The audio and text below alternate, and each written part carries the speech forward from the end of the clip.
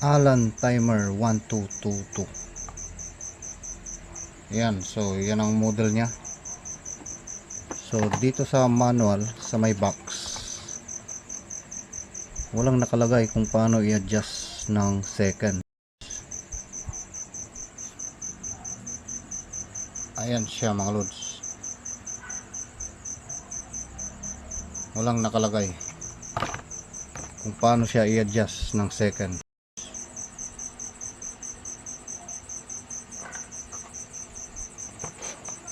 Ayan.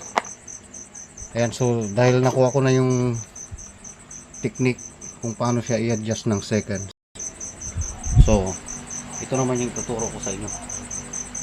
Okay, so umpisa na natin.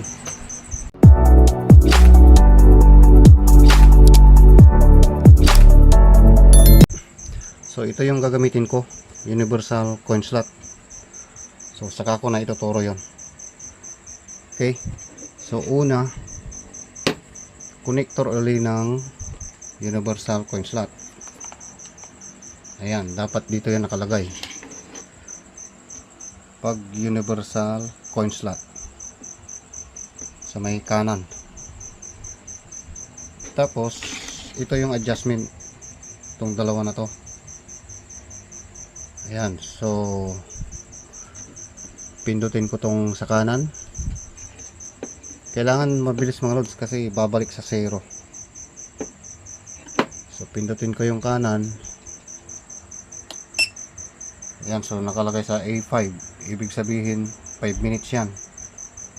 5 minutes ang piso. Ayan, so try kong hulugan.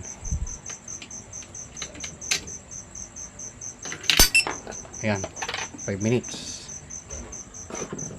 Ngayon, i-adjust natin ng seconds.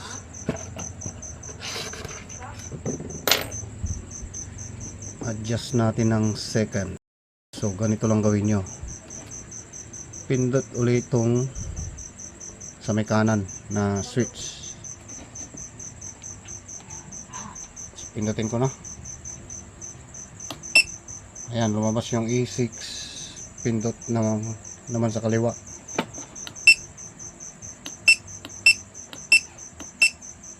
Hanggang lumabas yung 5. So ibig sabihin 59 seconds yan. Ayan o. Ayan, so gagawin natin, kung gusto nyo ng yung 5 piso, gagawin 30 seconds. So pindot ulit ng switch sa kaliwa. Yung 5 piso is 30 seconds. Gagawin nyo 6 seconds ang piso.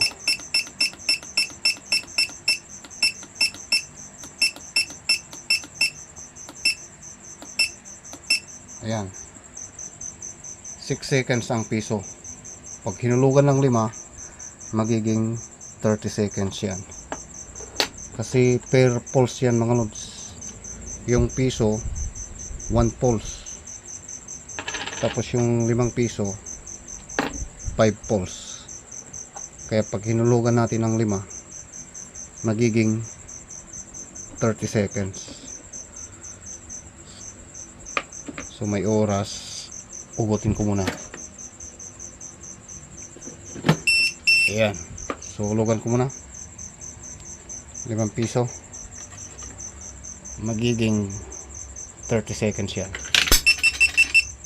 Ayan, 30 seconds.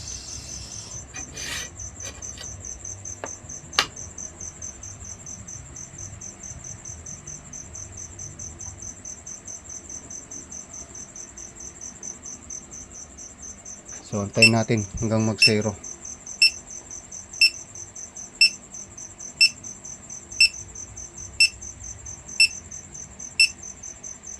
Ayan, 0 na. Try natin tong piso. 6 seconds. Hulugan ko na. Ayan.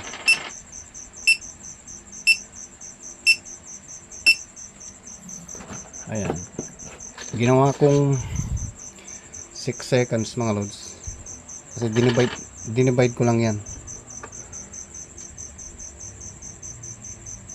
6 seconds divide 5. Ay, divide 5. 30 seconds divide 5 equals 6 seconds ang piso. So, ganun lang ang adjustment. Kung gagawin nyo siyang 35 seconds ang 5, gagawin yung 7 seconds ang piso. Ayan, 35 seconds ang 5 niyan. So try natin. Hulugan ko na. Ayan, 35 seconds.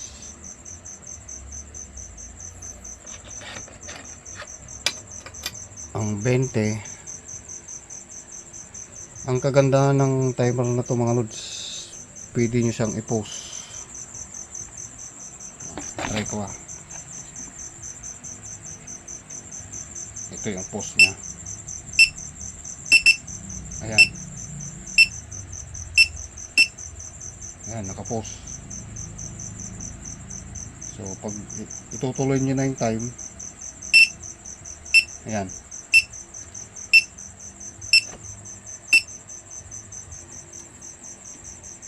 so try natin ng 20.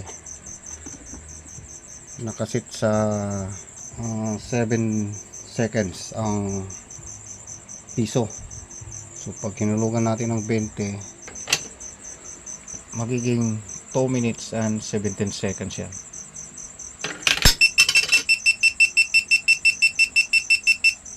Ayan. Okay, so ganun lang kung paano mag-adjust, kung paano i-adjust ang ganitong timer Allen 1222. Okay.